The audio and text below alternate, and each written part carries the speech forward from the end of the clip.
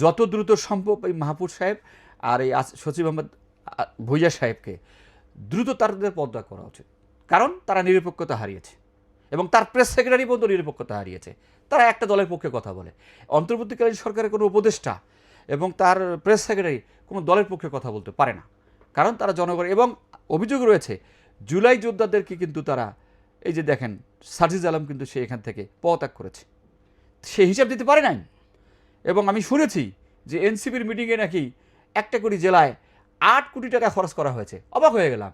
BNP দেশ চালিয়েছে, আওয়ামী লীগ দেশ চালিয়েছে, জাতীয় পার্টি দেশ চালিয়েছে, কোনো জেলার সম্মেলন করতে তো 8 কোটি টাকা খরচ হয়েছে আমি শুনি নাই।